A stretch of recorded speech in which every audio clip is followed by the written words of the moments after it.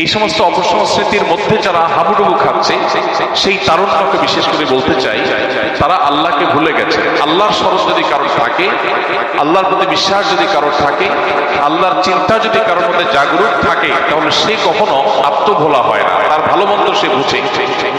মানুষ নিজের ধ্বংস নিজে ডেকে আনে তখনই যখন সে আল্লাহকে ভুলে যায়। আল্লাহ বলেছেন সে আল্লাহ ভোলা মানুষের মতো হয়েও না, যারা আল্লাহ ভোলা হওয়ার কারণে আল্লাহ তাদেরকে নিজেদের ব্যাপারে আত্মভোলা করে দেয়। 31st নাইটের উন্মাদনা প্রতি বছর আমাদের সমাজে বেড়েই চলেছে। একজন মুসলিম হিসাবে আমাদের করণীয় কি?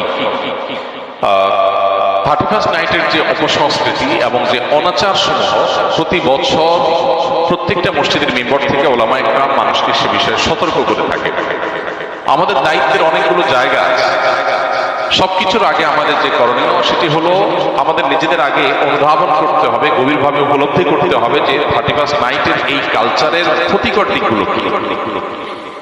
একটা বিষয় তো পরিষ্কার, সেটা হলো আল্লাহ রাব্বুল আলামিন কোরআনে কারীমে সূরা হাশরে বলেছেন, ওয়ালা তাকুনু কাল্লাযীনা নাসুল্লাহা ফাআনসাহুম আনফুসাহুম।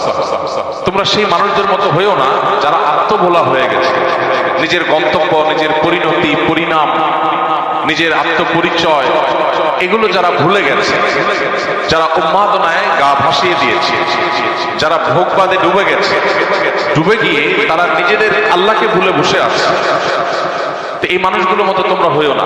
যারা আল্লাহকে ভুলে বসে থাকে, গাফিল হয়ে যায়, সে মানুষগুলো তাদেরকে আল্লাহ তাআলা আত্মভোলা করে দেয়। নিজের ভালো মন্দ সে বুঝে না, নিজের ধ্বংস নিজে ডেকে আনে। এই সমস্ত অপসংস্কৃতির মধ্যে যারা হাবুডুবু খাচ্ছে সেই তারুণ্যকে বিশেষ করে বলতে চাই, তারা আল্লাহকে ভুলে গেছে। আল্লাহর স্মরণ যদি কারোর থাকে, আল্লাহর প্রতি বিশ্বাস যদি কারোর থাকে, আল্লাহর চিন্তা যদি কারোর মধ্যে জাগরুক থাকে, তাহলে সে কখনো আত্মভোলা হয় না, তার ভালো মন্দ সে বুঝে। মানুষ নিজের ধ্বংস নিজে ডেকে আনে তখনই যখন সে আল্লাহকে ভুলে যায়। আল্লাহ বলেছেন সে আল্লাহ ভোলা মানুষের মতো হয়েও না, যারা আল্লাহ ভোলা হওয়ার কারণে আল্লাহ তাদেরকে নিজেদের ব্যাপারে আত্মভোলা করে দেয়। যে সমস্ত তরুণরা এই সমস্ত উন্মাদনায় লিপ্ত, তারা নিজেরাও জানে না তারা কিভাবে নিজেদের ধ্বংস ডেকে আনছে, নিজেদেরকে ক্ষতির মধ্যে ফেলছে, তাদের মাধ্যমে অন্য অনেককে ক্ষতিগ্রস্ত করছে। এই চিন্তাটুকু পর্যন্ত তাদের নাই, আত্মভোলা হয়ে গেছে। হিতাহিত জ্ঞান তাদের মধ্যে থেকে দূর হয়ে গেছে, কারণ তারা আল্লাহকে ভুলেছে। তো এই বিষয়টি আমাদের অন্তরে গেঁথে যাওয়া উচিত যে আমরা আল্লাহকে যদি স্মরণে রাখি, তাহলে কোনো মানুষ, কোনো পাখি, কোনো অসুস্থ মানুষ, কোনো ঘুমন্ত মানুষ আমার দ্বারা কষ্ট পেতে পারে।